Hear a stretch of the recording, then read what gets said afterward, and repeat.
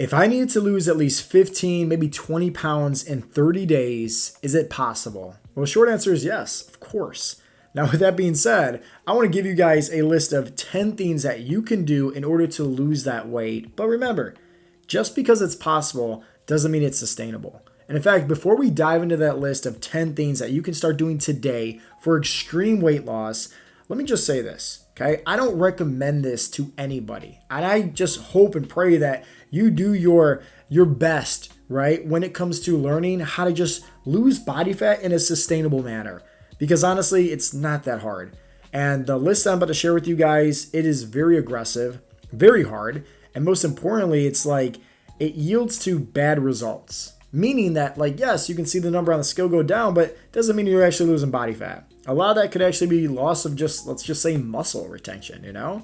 And on top of all that, having an unhealthy relationship with food, a negative relationship with the number on the scale, and most importantly, no flexibility, not making this enjoyable at all for your lifestyle. At what cost? Just to see the number on the scale go down. Why? Now, most of you guys, some of these I should say, right? You guys have already tried this, and maybe you're continuing to do this time and time again, but hear me out. It does not actually help you when it comes to creating sustainable habits. And if you want to learn what is going to work the best for you, your body type, and your lifestyle to create sustainable habits, I have a completely free training guide. If you're watching this on YouTube, it is the first link down below in the description box.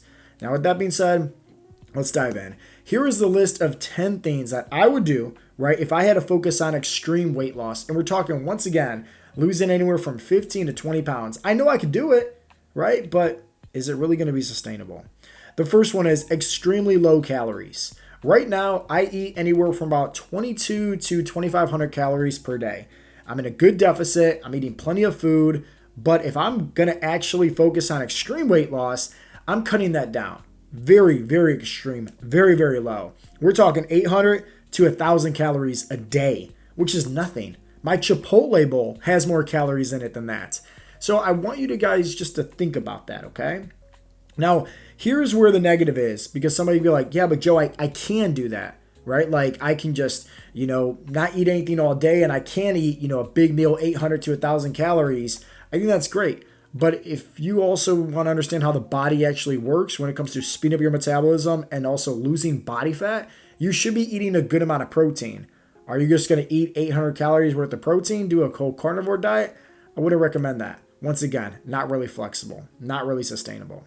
Number 2 is fasting, extreme fasting, right? And once again, that is just you eating one meal a day, OMAD style, okay? Is it possible? Yes, but I'm just the type of person that if, let's just say, my family wants to stop and get donuts on a Sunday morning before church, hey, I'm that dad that's going to be eating those donuts before church because it's fun. And I like doing that kind of stuff with my family. It's part of our lifestyle.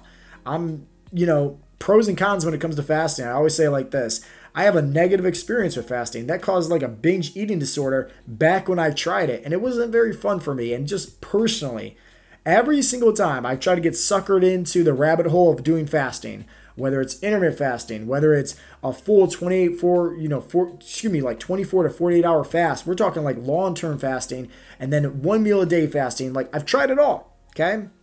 Anytime I do that, I do not get the best results. When I look and feel my best, it's typically with me having breakfast, having some snacks, having lunch, having dinner, and just tracking my macros, okay? Now, let's get into the third thing, and this is to either focus on, once again, that one meal a day that we're having, the 800 to 1,000 calories, and once again, we're fasting now, so it's just one meal, literally, all either carnivore or a ketogenic diet, whatever floats your boat. Okay, I'm not a fan of both of them, to be honest with you. If I had to choose one or the other, it's probably carnivore, just because you're getting more protein in. But I think they both have pros and cons to each, okay? Ketogenic diet is pretty much all fats, a little bit of protein, low carbs. And carnivore is just pretty much all protein, So it's like, that's my meal. Every single day for the next 30 days, all I'm eating is like eggs, steak, chicken, That's going to get old pretty quick. I like to have a lot of variety on my plate, okay? Now, number 4 is to focus on drinking a bunch of water, okay? There's plenty of times where me and our coaching members, we'll focus on doing, let's say, a water cut. and this is, once again, 2-week process. You get ripped, you get shredded, right? But you got to drink a whole bunch of, water in the process. This would be very much the same for the next 30 days. So when we do a water cut, it's 2 weeks. And just that first week, we're having 2 gallons of water a day. So now, right, I'm doing this whole water cut for 30 days. Every single day, I'm drinking 2 gallons of water. And that's hard to do, honestly. Especially if you're somebody that drives truck, you're sedentary at work, you can't be getting up and down. I mean, think about it. Like all those bathroom breaks from drinking 2 gallons of water a day, that's going to be getting into your sleep as well, because now you're going to be waking up constantly, going to the bathroom. It's not the funnest thing in the world. Could I do it? Yeah, for sure. Right? You're going to pay me $1 million. I'm going to lose, 20 pounds in 30 days for sure. This is my list right here. But once again, this isn't really sustainable. Okay. Now, number 5, right? This is to do an extreme exercise routine. Back in November when I did High Rocks, I was training pretty much like that, where I would be doing this every single day for 30 days straight. We're talking like battle ropes, burpees, rowers, sprints, thrusters, like sled pushes, sled pulls, like wall ball tosses. We're talking like your CrossFit style training, like feeling like you're on your deathbed 24/7.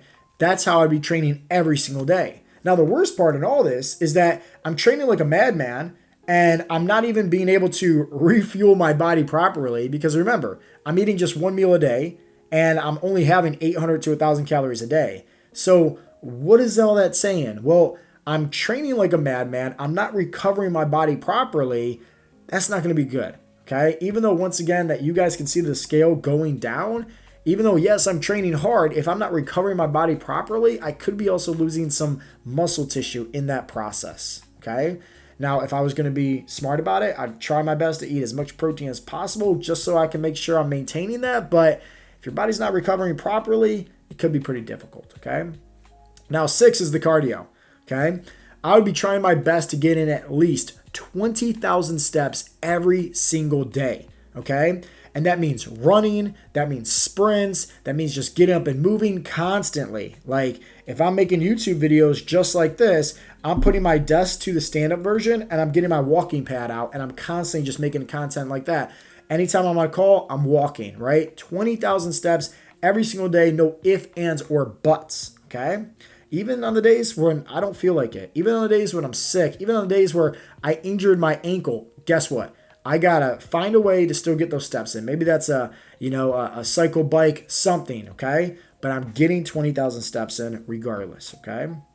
Now 7 is to do a detox and juice cleanse. So let's just say that those 2 gallons of water that I'm drinking every single day, I'm putting in some lemon, I'm putting in some apple cider vinegar, maybe I'm putting some other things in there like some cucumbers or whatever I can do to just make it like a little cleanse, right? A juice cleanse. So that way I'm drinking it, I'm also detoxing my body of just any kind of, processed foods or anything like that, right? A straight cleanse, okay? So I'm constantly going to be going to the bathroom even more now because of that. And then number 8, right? And this is to make sure that, hey, I'm very optimal in some areas because I'm not getting the recovery from, let's just say, the nutrition because I'm not eating next to anything. So I'm going to be making sure that I'm getting at least 7 to 9 hours of sleep every single night, okay?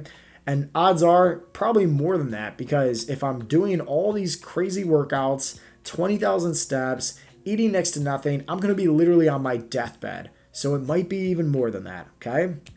And then number 9 is making sure that I'm also having anything that's a thermogenic food. So for me, I'll be honest, if I'm eating Chipotle, I sweat, right? I'm literally taking a shower, right? A waterfall of just sweat off my head. And it's just Chipotle. Some people could smash Chipotle. They don't even think it's spicy. With me and spicy foods, I'm dripping in sweat. So with that being said, right, I'm making sure that these, the foods that I'm consuming, which is only 800 to 1,000 calories a day, hey, I'm putting on, chili, pepper flakes. I'm putting on hot sauce. I'm making this just miserable for me. So that way, as I'm consuming the food, yes, I'm filling up my stomach, but at the same time, I'm almost like getting a workout in just by dripping in sweat so much, okay? And then the last thing that I would do is I would make sure I'm precise. I'm literally tracking every single thing that went into my body. Every single thing. If I'm having an energy drink and it has 10 calories, I'm tracking that.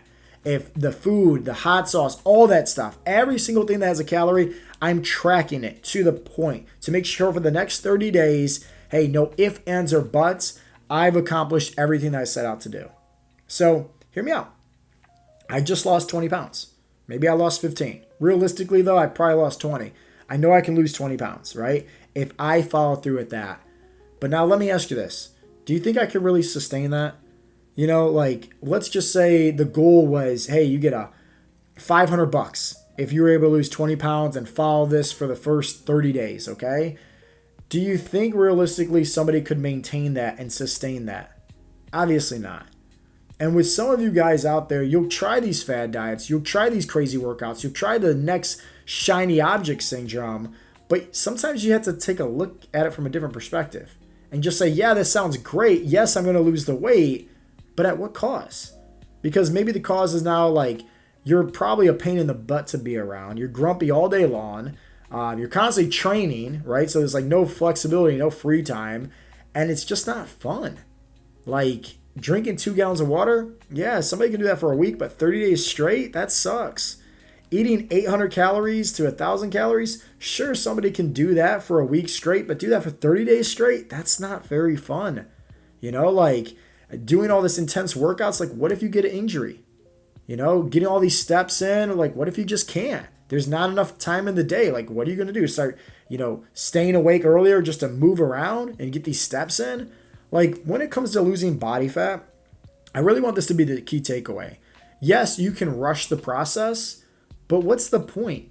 Anytime you cut corners in life and try to do that, it's just going to bite you back tenfold, because the reality is, one, I'm not going to be able to maintain that, which means the minute I go back to eating normally, or back to not drinking so much water, back to not getting all those steps, or back to not doing those crazy workouts, whatever the case may be, I'm going to just regain that weight right back.